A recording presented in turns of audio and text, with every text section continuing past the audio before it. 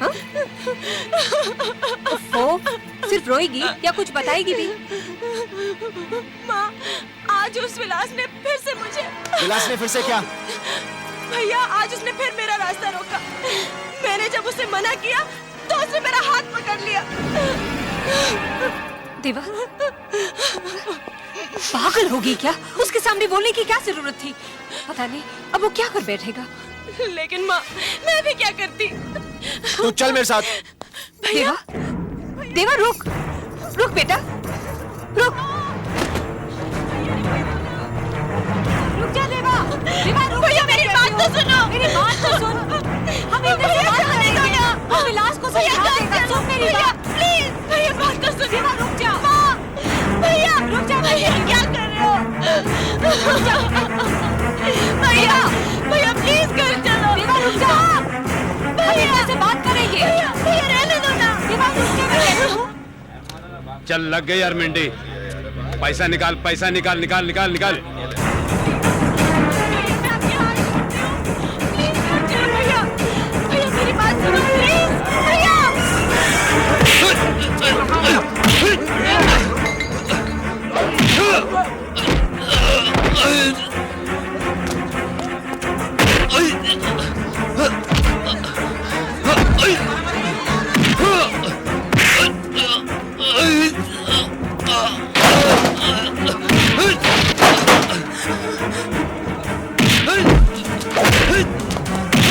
देवा रुक जा बेटे, रुक जा।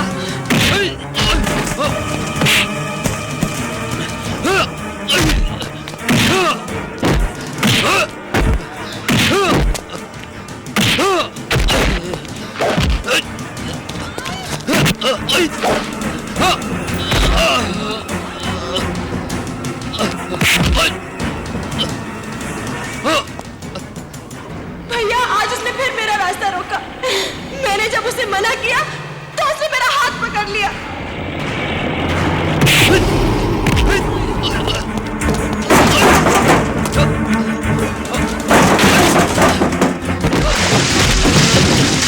देवा छोड़ दे उसे, मर जाएगा वो। देवा छोड़ दे। देवा छोड़ दे उसे, छोड़ दे, मर जाएगा वो। देवा छोड़ दे, छोड़ दे, प्लीज कोई पानी लाओ।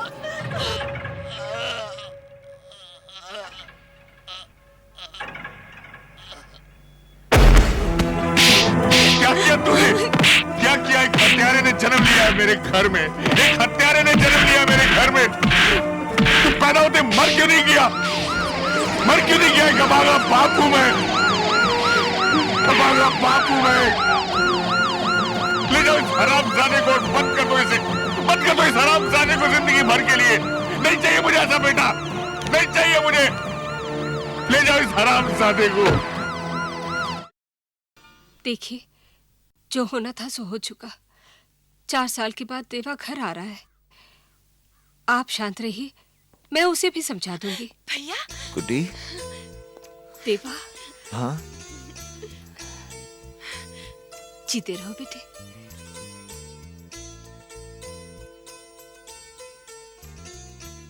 बेटे, अब तुझे भी अपनी सोच, अपना स्वभाव जरा बदलना होगा। माँ, अभी तो यही मानती है कि जो मैंने किया वो गलत था?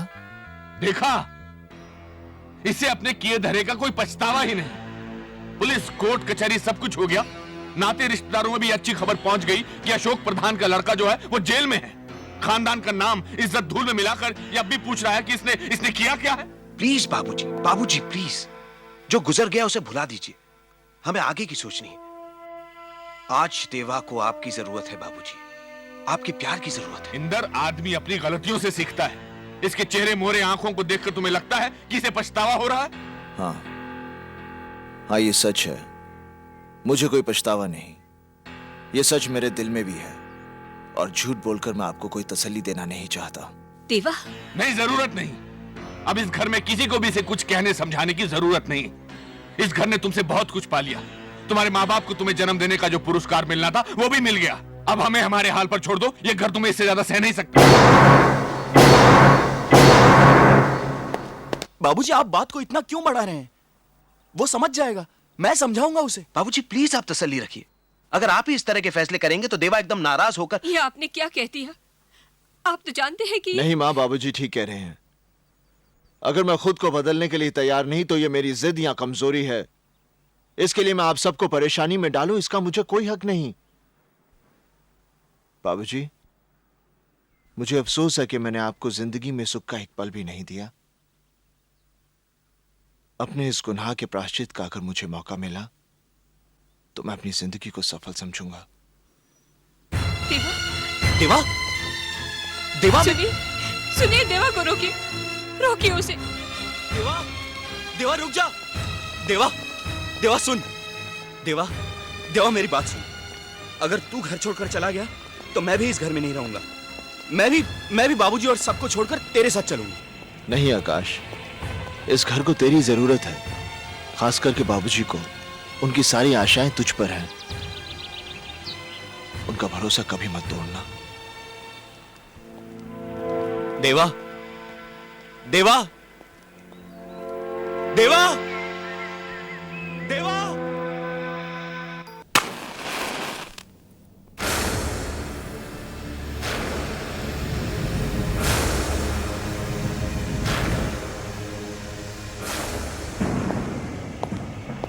देरी से आने के लिए माफी चाहता हूं।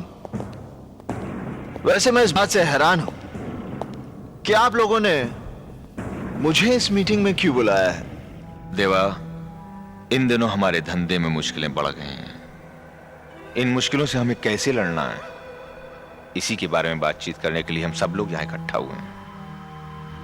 आखिर ये हमारी जमात की बात है और तुम हमारी जमात से बाहर तो नहीं। जमात एक होने से सोच एक नहीं हो सकती जिंदाल साहब। सोच का क्या है, वक्त के साथ बदल जाया करती है। तुमने अपनी जगह बनाने के लिए जो रफ्तार पकड़ी है उसका तुम्हें कायल हूं। ये तो आपका बड़ापन है जिंदाल साहब। वैसे आप लोगों की जानकारी के लिए बता दूं कि अभी अभी तो मैं अपने पैरों पर खड़ा हुआ हूं। ठीक से चलना शुरू भी नहीं किया मैंने। रफ्तार पकड़नी तो अभी बाकी है। आप कुछ धंधे की मुश्किलों के बारे में बात कर रहे थे। देवा, मेरा मतलब है हमें छोटे छोटे फायदों के लिए आपस में रंजिश का माहौल खड़ा नहीं करना चाहिए। हम ताकतवर तभी हैं जब तक हम एक हैं। अलगाव वो दरार है जो किसी भी इमारत की बुनियाद में समाकर उस इमारत को बर्बाद कर देती है। हमें अपनी इमारत में इस दरार के लिए कोई जगह नहीं छोड़नी। हमें पूरी ताकत के साथ मिलकर अपने दुश्मन से लड़ना है और हमारा दुश्मन है कानून। तुम्हें मालूम है देवा कि हमारे नए सीएम बहुत ही ईमानदार हैं। उन्होंने इस शहर से क्राइम को पूरी तरह खत्म करने का बीड़ा उठाया है और इस ऑपरेशन का इंचार्ज उन्होंने बनाया है एसीपी इंदर सक्सेना को। सक्सेना के पिछले रिकॉर्ड के बारे में हमने पता किया है। यह आदमी हम जैसों के लिए कुछ ठीक नहीं है। इससे पहले कि हमारे इर्द गिर्द कानून का दायरा कस दे, हमें उसे इस दुनिया से विदा कर देना चाहिए। नहीं जिंदाल साहब, सक्सेना को मारकर हम पूरे पुलिस डिपार्टमेंट को अपना दुश्मन नहीं बना सकते। यह बात तो सभी जानते हैं कि कोई भी पुलिस ऑफिसर सच्चाई और ईमानदारी का बोझ ज्यादा देर तक नहीं उठा सकता।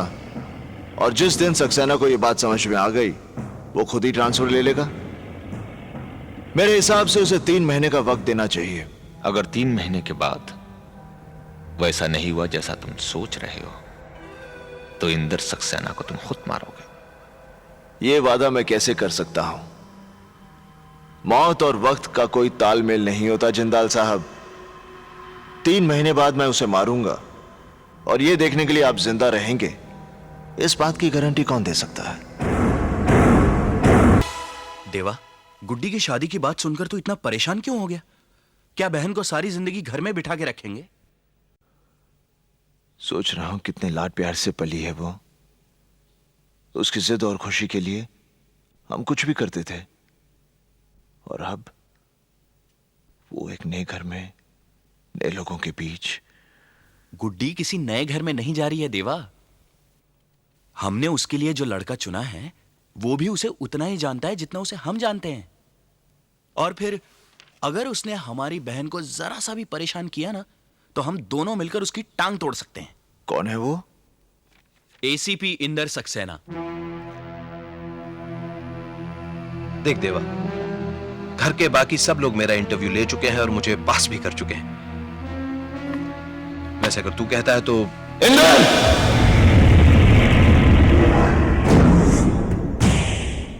गुड्डी मेरी इकलौती बहन है।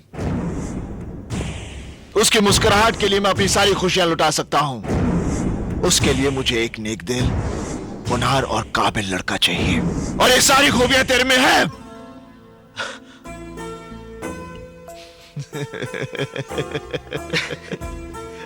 तेरा ये खुशी इजहार करने का तरीका भी अच्छा है। मैं बहुत खुश हूं। बहुत खुश हूं मैं। देवा, हमारी कितनी बड़ी मुश्किल आसान हो गई। बाबूजी भी इस रिश्ते से बहुत खुश हैं। वो तो बेसब्री से उस घड़ी का इंतजार कर रहे हैं जब हम दोनों भाई मिलकर दुल्हन बनी गुड्डी को डोली में बैठाएंगे। देवा, देवा, ऐसे मौके पर यह बात कहते हुए मुझे बहुत अफसोस हो रहा है, लेकिन दोस्त मेरी एक मजबूरी है। क्या बात है इंदर? पुलिस की रजिस्टर में इस शहर के जिन 4 बड़े गुनहगारों का नाम दर्ज है, उनमें से एक नाम देवा का है। जानता हूं। फिर तो तू ये भी जानता होगा कि मेरी शादी में पुलिस फोर्स के सारे बड़े अफसर आएंगे। उनके सामने मेरी पोजीशन, प्लीज यार, तू मेरी शादी में मत आना। तू ये क्या कह रहा है इंदर? देवा के बिना गुड्डी की शादी? तू जानता है ये कितना प्यार करता है आकाश, इंदर ठीक कह रहा है। गुड्डी की शादी में मेरी वजह से कोई अड़चन आए, इंदर, मैं नहीं आऊंगा, नहीं आऊंगा।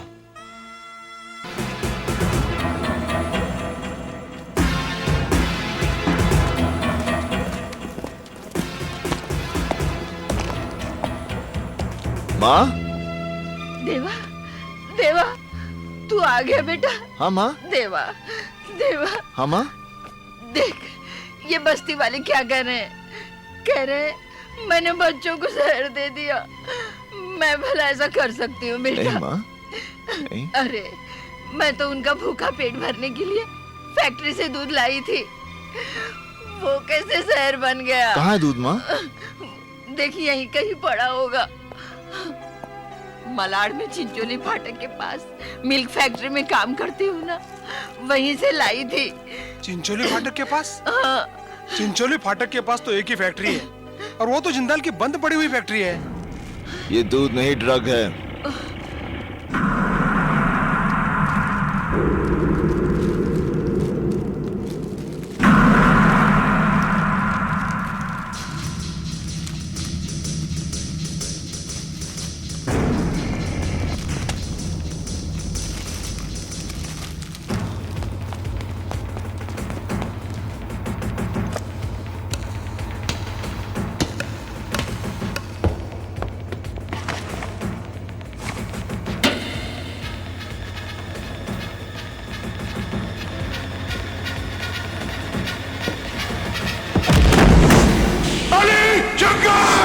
बुलाओ ने, वो आएंगे जरूर, लेकिन तुझे कंधा देने। जा! बंदूक के नीचे, बंदूक के नीचे। नहीं! मारे, बच्चों औरतों को बाहर निकालो। हाँ देवा। चलो बच्चों, चलो चलो, उठो, चलो जल्दी चलो, जल्दी बाहर निकलो, चलो चलो माजी, चलो बच्चों यहाँ से। बच्चों जल्दी, संभाल के, संभाल के, चलो बच्चों, चलो माजी, माजी चलो निकलो यहाँ से, चलो।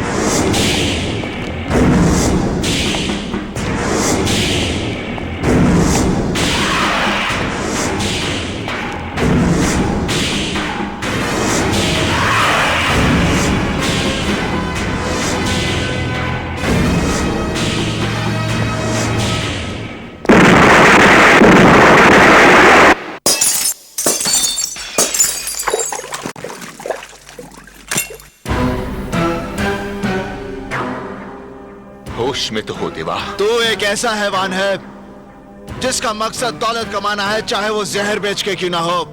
जिंदाल से ताकत आजमाइश की भूल मत करना, क्योंकि ऐसी भूल का मतलब है अपनी जिंदगी को दांव पर लगाना। लोगों को मौत के बाद चिता में रखा जाता है। अगर उन बच्चों को कुछ हुआ तो अपनी ही चिता में मौत का नजारा देखने वाला तू पहला शख्स होगा।